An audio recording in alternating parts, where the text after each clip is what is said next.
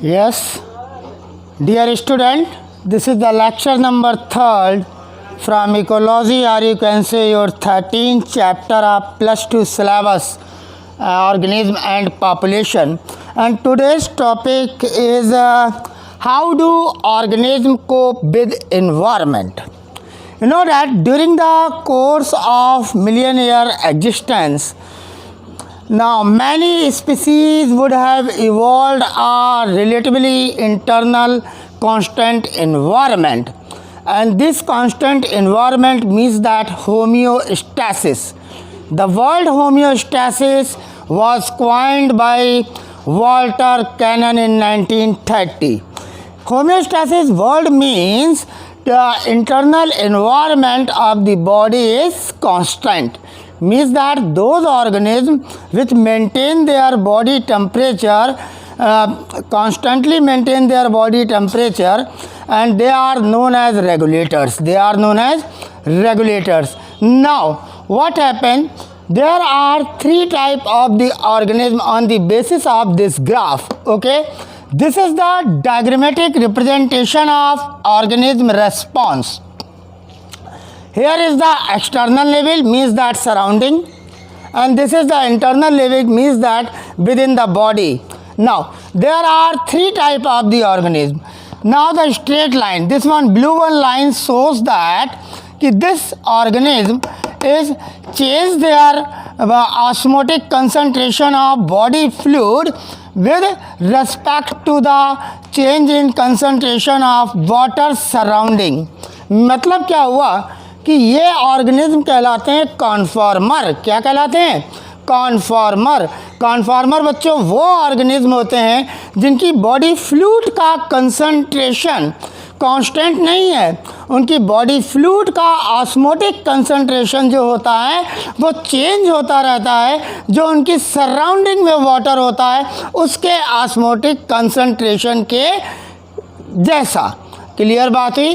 तो ऐसे ऑर्गेनिज्म जो अपनी बॉडी की कंसिस्टेंसी, जो अपने बॉडी के अंदर का इंटरनल एनवायरनमेंट मेंटेन नहीं कर पाते हैं, they are known as conformer. Clear?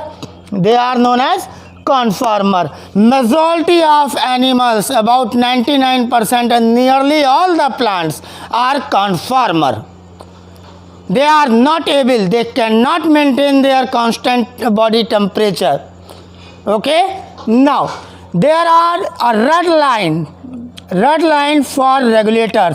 Now this red line shows that these are the organisms which maintain their body temperature. They are maintaining their body temperature according to need for all biochemical processes and all biochemical reaction and physiological functions. Clear? ये कहलाते हैं regulators. जो अपनी body के temperature को constant रख लेते हैं वो कहलाते हैं रेगुलेटर कह लीजिए या कह लीजिए वार्म ब्लडेड. क्लियर बात हो गई? जो कॉन्फॉर्मर है उनको आप कोल्ड ब्लडेड बोलिए. Clear? Now birds, mammals, mammals are the good example of regulators. तो रेगुलेटर्स वो हो गए जो अपनी बॉडी के टेम्परेचर को क्या कर लेते हैं बच्चों? रेगुलेट कर लेते हैं. कॉन्फॉर्मर वो होते हैं जिनकी बॉडी का ऑस्मोटिक फ्लूइड जो है उसका कंसंट्रेशन चेंज होता रहता है according to the osmotic concentration of water with surrounding. जो सराउंडिंग में वाटर है उसके ऑस्मोटिक कंसंट्रेशन के जैसा ही चेंज होता रहता है इनकी बॉडी का osmotic concentration. They are known as conformer. Now there is a third green color line which shows that these are the organisms which are initially behave as conformer, means that they change their body concentration according to the external level. They change their concentration of the body according to the external level, but after some time they behave like regulator, means that they constant their concentration. So they are known as partial regulators. That's why we use the word partial in this diagrammatic representation of organism response to avoltic factors. Two aortic factors. Now, my dear student, today's topic is how do organisms cope with environment, and there are four headings: regulate, conform, migration, and suspend. These are the four headings which cover this topic. So listen to me very, very carefully. Now, the first is the regulate. The first is the regulate. Most of the organisms, some of the organisms like birds and mammals, they maintain their constant body temperature, they maintain their homeostasis, means that constant internal environment of the body, which is very required, which is very important for all biochemical reactions and physiological functions to complete with full efficiency. They are maintaining their constant body temperature by physiological and behavioral mean. Clear बात हुई. तो regulators are those organisms which have ability to maintain the constant internal environment of the body. That's why they are known as regulator or warm-blooded. For example, birds and mammals. For example, birds and mammals. Now, they are maintaining their homeostasis by thermoregulation and by osmoregulation. Thermoregulation means that they maintain their body temperature, and osmoregulation, they are also maintain their body salt and water concentration. Clear बात हो गई. Now, बात करते हैं in case of mammals. We know that mammals are most successful organism, most successful animal. Why? Due to the homeostasis, due to the warm-blooded organism. Because mammals में homeostasis maintain कर लेते हैं मैमल्स, इसलिए वो इस अर्थ पर मोस्ट सक्सेसफुल एनिमल कहलाते हैं. कैसे मेंटेन करते हैं? For example, during the summer के समय, when the surrounding temperature, or you can say ambient word we use for surrounding, when the surrounding or ambient temperature is more, then what happened? Start profusely sweating and evaporating cool the, और जब evaporate होती है sweat, that cool and bring down the body temperature to the normal. Bring down the body temperature, जो body का temperature होता है उसको कम कर देता है, एडजस्ट कर देता है एनिमल की बॉडी में. कैसे? कि during the summer, when the surrounding temperature is more than the body temperature, now what happened? We start profusely sweating, and due to this profusely sweating and evaporating cooling, bring down the body temperature. In this way, the mammal maintain the constant body temperature. Not only in summer, in case of winter, when the surrounding temperature is very low than the body temperature, now what happened? We use this shiver. Now shiver is an exercise which generates the body heat. So in this way, these regulators, with the help of physiological and behavioral mean, and by mean of thermoregulation and osmoregulation, they maintain the homeostasis. क्या word मैंने use किया? homeostasis means that constant internal environment, because birds and mammals are warm-blooded, and this is the reason the birds and mammals, or you can say mammals, are more successful animals in this planet. Clear बात हो गई. Now we move towards the conformer. I have already discussed about 99%. About 99% means that majority of animals are conformer.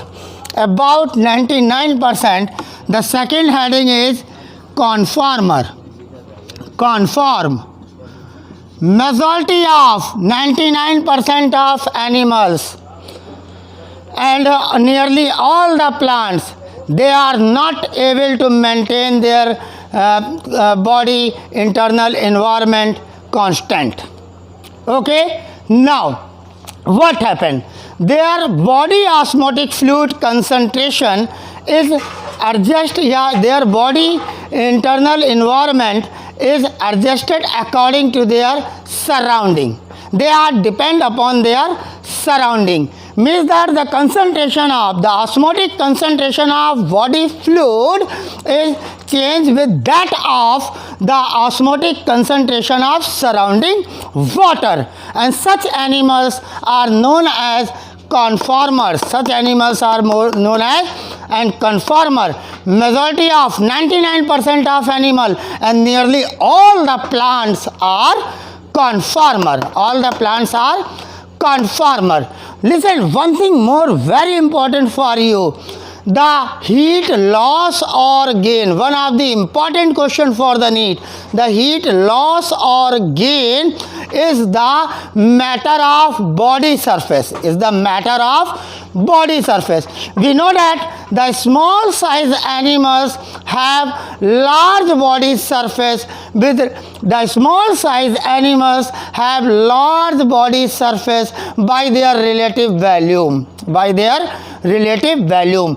जितने बच्चों छोटे organism होंगे उनकी body की respect में उनका सरफेस एरिया जो होगा वो ज़्यादा होगा, और ज़्यादा सरफेस एरिया होगा तो वो क्या होगा, when they are in the ambient surrounding temperature is very low, the body is constantly lost from his body. उनकी बॉडी से हीट लॉस्ट होती जाएगी, एंड टू जनरेट या to compensate this loss they expend more and more metabolic energy. Clear बात हो गई. मैंने क्या कहा, हीट लॉस और gain is the function of body surface, and small size animals have large surface body, large surface area of the body by their relative volume. Okay, so they constantly lost their body heat and they expend their energy to generate body heat. They use more and more metabolic energy to generate body heat. बच्चों, this is the reason the small size animals are rarely found in colder region. बहुत बड़ा question है कि colder reason में छोटे size के animals क्यों नहीं पाए जाते हैं. आंसर क्या हुआ कि जो छोटे साइज़ के एनिमल्स होते हैं उनकी बॉडी का सरफेस बाय वॉल्यूम ज़्यादा होता है, जिसके कारण ज़्यादा हीट लॉस होती है और ये अपनी एनर्जी, मेटाबॉलिक एनर्जी ज़्यादा यूज़ करते हैं अपनी बॉडी की हीट को कंजर्व करने के लिए. यही कारण है कि small size animals are rarely found in polar region और you can say colder region. तो आपने क्या देखा कॉन्फॉर्मर में, आपने देखा कि majority of animals about 99% and nearly all plant, इनकी जो बॉडी का ऑस्मोटिक कंसंट्रेशन है, the body osmotic concentration, the body osmotic concentration या body fluid osmotic concentration is changed with that of osmotic concentration of surrounding water. That's why they are known as conformer. That's why they are known as conformer. Clear बात हो गई, आया समझ में. means that they are not able to maintain the homeostasis. clear. Majority of animals, 99%, nearly all the plants, they have no mechanism to maintain the body temperature or you can say to maintain the internal environment constant.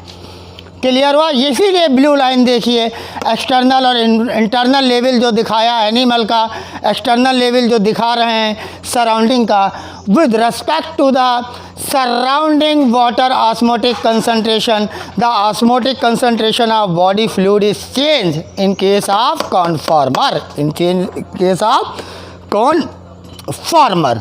ना बच्चों, third heading मैंने बहुत important चीज़ बताई कि heat loss और gain of heat is the function of body surface and small size animals क्या होते हैं बच्चों? जो स्मॉल साइज एनिमल्स होते हैं उनकी बॉडी का सरफेस ज़्यादा होता है by relative to their body volume, और यही कारण है कि उनकी बॉडी से ज़्यादा हीट लॉस होती है और उन्हें ज़्यादा मेटाबॉलिक एनर्जी एक्सपेंड करनी होती है अपनी बॉडी की हीट को कंजर्व करने के लिए। यही कारण है कि जो स्मॉल साइज एनिमल्स हैं बच्चों वो पोलर रीजन में, कोल्डर रीजन में रेयरली फाउंड होते हैं। क्लियर बात हो गई? बहुत कम पाए जाते हैं। आगे चलता हूँ, बात करता हूँ माइग्रेशन की। The third heading is migration. पहले हम माइग्रेशन वर्ड को समझेंगे। माइग्रेशन का मतलब होता है बच्चों टेम्परेरी मूवमेंट। टेम्परेरी, मैंने टेम्परेरी वर्ड यूज़ किया, इसके मतलब ज़रूर कहीं से चलेंगे। कहाँ से चलेंगे? स्ट्रेसफुल हैबिटेट से चलेंगे। किस जगह के लिए? उस एरिया के लिए जो हमारे लिए क्या होगा, जो एनिमल्स के लिए क्या होगा, बहुत ही हॉस्पिटाइल एरिया होगा, जो उसको मदद करता होगा, उसके लिए फेवरेबल होगा। तो it is a temporary movement of animal from stressful habitat to the, कहाँ के लिए? To the more hospitable area and return कब? when the favorable condition reappears. This is called migration. Listen to me carefully. It is a temporary movement. It is a temporary movement. ये temporary movement है।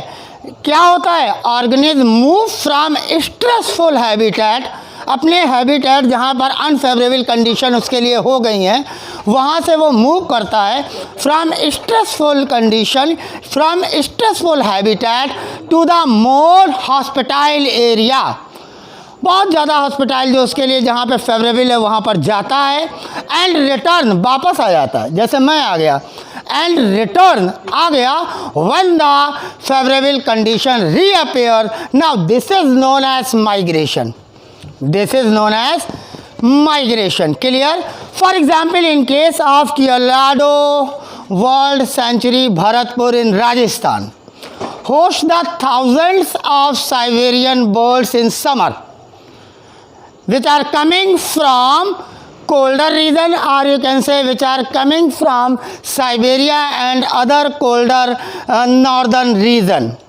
Is an example of migration. आपने देखा जो भरतपुर में राजस्थान में जो Keoladeo world century है वहाँ पर साइबेरिया से सैकड़ों चिड़िया आती हैं. क्यों आती हैं समर के समय में? क्योंकि वो अपने स्ट्रेसफुल हैबिटेट को छोड़ देती हैं और मोर हॉस्पिटाइल कंडीशन में आ जाती हैं, और जब वहाँ कंडीशन रीअपेयर हो जाती है favourable, they again return. That's why this migration is a temporary movement. But there are some organism who are not able to migration, जो माइग्रेशन नहीं कर सकते हैं. ऐसे भी ऑर्गेनिज्म है. क्लियर बात हुई? Now those organisms which do not migrate from one place to another place, they might be avoid the stressful condition by two process.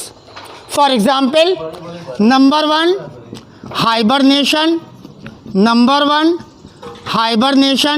बच्चों hibernation is known as winter sleep. And it is seen in the good example of hibernation is seen in polar bear.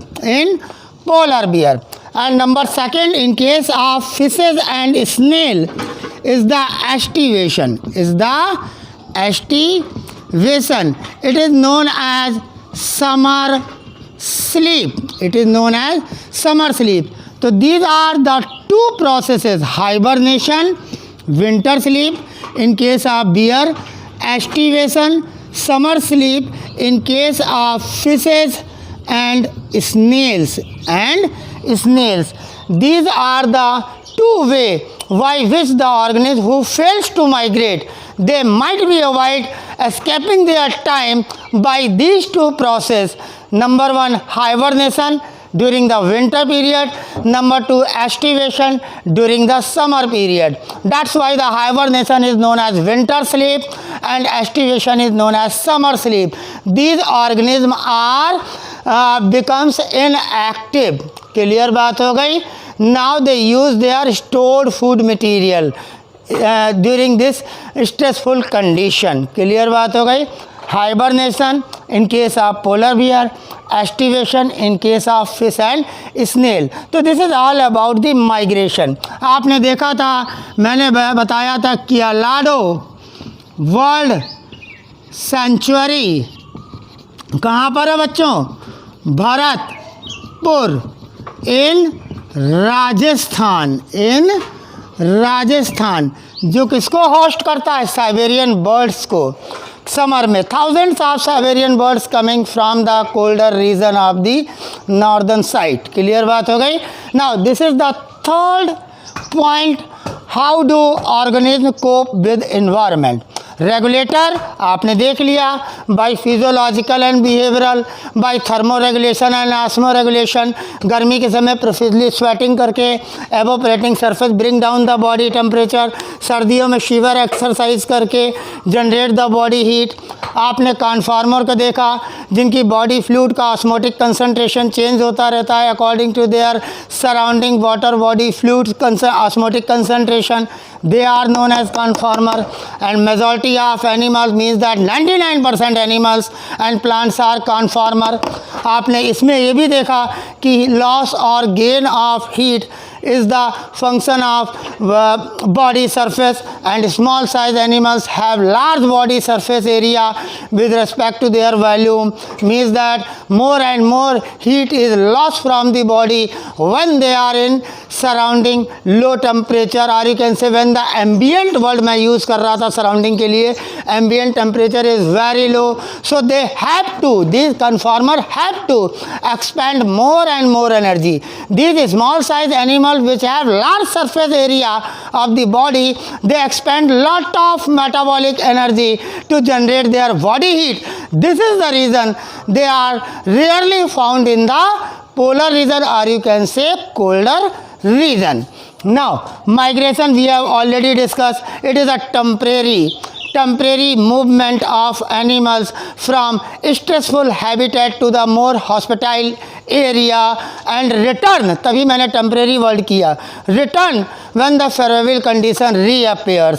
और आपने migration में एक चीज़ देखी, क्योलाडो world century Bharatpur की राजस्थान की, जो host करती है लगभग thousands of साइबेरियन बर्ड्स को, जो आती हैं साइबेरिया से गर्मी में, अपनी स्ट्रेसफुल कंडीशन से हैबिटेट से आती हैं मोर हॉस्पिटाइल कंडीशन में. जब वहाँ साइबेरिया में कंडीशन सही हो जाती है, दे रिटर्न बैक.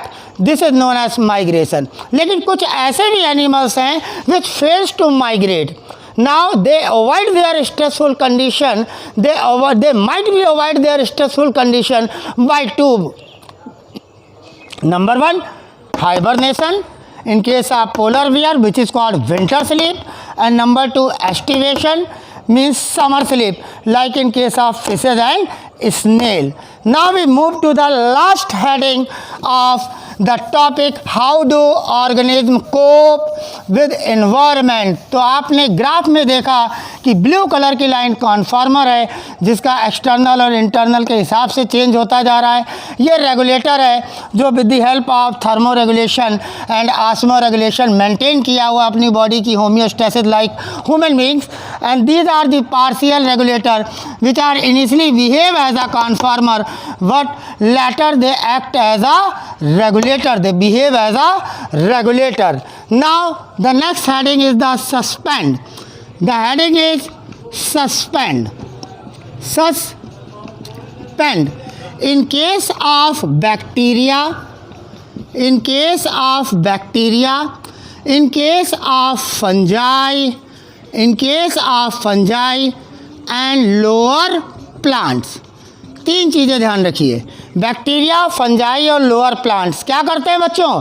जब ये अनफेवरेबल कंडीशन में होते हैं, ड्यूरिंग द अनफेवरेबल कंडीशन क्या करते हैं? They develop a thick walled. किसके अराउंड? स्पोर फॉर्मेशन करते हैं. क्या करते हैं? स्पोर फॉर्मेशन करते हैं, अपने चारों तरफ इन स्पोर्स के बना लेते हैं थिक वॉल्ड कवरिंग, और थिक वॉल्ड कवरिंग इनको प्रोटेक्ट करती है अनफेवरेबल कंडीशन से। Now on the onset of favourable condition, जैसे ही फेवरेबल कंडीशन स्टार्ट होती है, ये जो वॉल होती है रप्चर्ड हो जाती है, and these spores start germinating, और ये जर्मिनेट करने लगते हैं। क्लियर बात हो गई। ये स्पोर्स बाहर निकलते हैं फेवरेबल कंडीशन में और जर्मिनेट करने लगते हैं। This is all in and suspend. Clear बात हो गई। सस्पेंड में आपने देखा बैक्टीरिया हैं, फंजाई हैं, लोअर प्लांट्स हैं, अनफेवरेबल कंडीशन में अपने स्पोर्स फॉर्मेशन करते हैं, उसके चारों तरफ थिक वॉल बना लेते हैं जो उनको अनफेवरेबल कंडीशन से बचाती है। On returns of favourable condition, now this thick covering ruptured and these spores start to germinate. Now second point, in case of suspend, is the, we already discussed here, migration. And what type of migration there? Estivation and hibernation. Estivation and hibernation आपने देख लिया था, suspend में ही आ गया क्योंकि वो अपने आप को, अपनी एक्टिविटी को रोके हुए हैं। क्लियर बात हो गई, समझ में आ गया पूरा।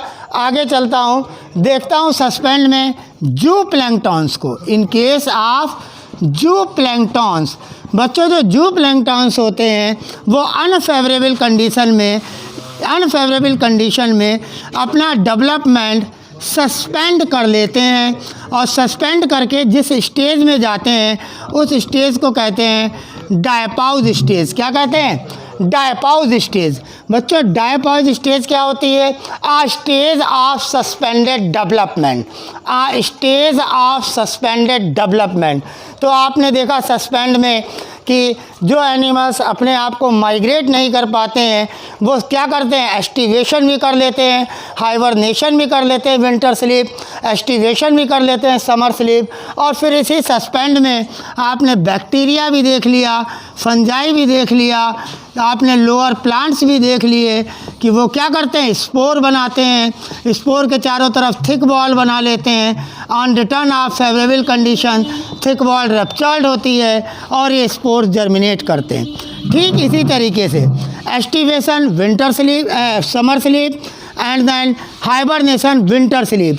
वो एनिमल्स जो माइग्रेट नहीं कर पाते हैं दे अवॉइड, मैंने बात की थी पहले भी कि those organism which are not able to migrate they might be avoid the stressful condition by escaping in time. Hibernation this winter sleep and estivation is summer sleep. Now the third one is the zooplanktons. In case of the aquatic plant body, zooplanktons, they undergoes the suspended development during unfavorable condition and entered in a stage which is called diapause, means that the stage of suspended development. तो आपने देखा कि कॉन्फार्मर में आपको बहुत ध्यान रखना है हीट लॉस हीट गेन वाला पॉइंट स्मॉल साइज एनिमल्स का। दूसरी बात कॉन्फार्मर में आपको ध्यान रखना है कि जो ऑस्मोटिक कंसंट्रेशन है बॉडी फ्लूइड का is change with that of the osmotic concentration of surrounding ambient water. Clear बात हो गई। माइग्रेशन में आपको कियोलाडो जो साइबेरियन वर्ल्ड वाला मैंने एग्जाम्पल दिया था उसको ध्यान रखना है। बताना है कि टेम्परेरी मूवमेंट है, स्ट्रेसफुल कंडीशन से मोर हॉस्पिटाइल कंडीशन जाना, फिर रिटर्न होना on reappears of favourable condition. यहाँ पर आपको कियोलाडो का एग्जाम्पल याद रखना है। रेगुलेट्स में आपको दो वर्ड्स बहुत ध्यान रखने हैं, thermo regulation and osmo regulation. Temperature को मेंटेन करना और साल्ट ऑफ वाटर के कंसंट्रेशन को बॉडी में मेंटेन करना, दो चीज़ों को बहुत ध्यान रखना है। और समर के समय profuse sweating, evaporating, cooling surface bring down the body temperature, and winter में shiver is an exercise which generate the body heat. Migration में क्योलाडो की बात आप करेंगे और सस्पेंड में आप बात करेंगे उन ऑर्गेनिज्म की जो फेल हो गए हैं माइग्रेट करने में, but they might be avoid their stressful condition by escaping in time. कैसे एस्केप कर रहे हैं? Hibernation in case of the polar bear, aestivation in case of the fishes and snail. Aestivation is the summer sleep and hibernation is the winter sleep. This is the neat question. Now the zooplanktons under unfavorable condition, they suspend their development and enter in a stage called diapause, and diapause is a stage of suspended development. So this is all about the how do organisms cope with environment with the help of this diagram, in which this is the external level, this is the internal level, and there are three types of the organism. Those organisms which change their body osmotic concentration with respect to their ambient surrounding water concentration is called conformer. Majority of animals, 99%, and all the plants are conformer, and those organisms, red line, and those organisms which maintain their constant homeostasis, which maintain their internal environment constant, they are known as regulator by mean of thermoregulation and osmoregulation. The green color line shows that these are the organisms which are initially behave like a conformer, but finally they becomes regulators. That's why we use the word partial regulator. And there are four ways by which the living organism cope with the environment: regulate, conform, migration, and suspend. Suspend include hibernation, estivation, diapause, and spore formation. Migration includes Siberian case, clear बात हो गई. And conformer includes loss or gain of body heat, and regulates includes thermoregulation and osmoregulation. So these are the key points for the recap of the topic, or you can say revision of the topic, or you can say most important point for your NEET examination. Thank you very much. Have a nice day.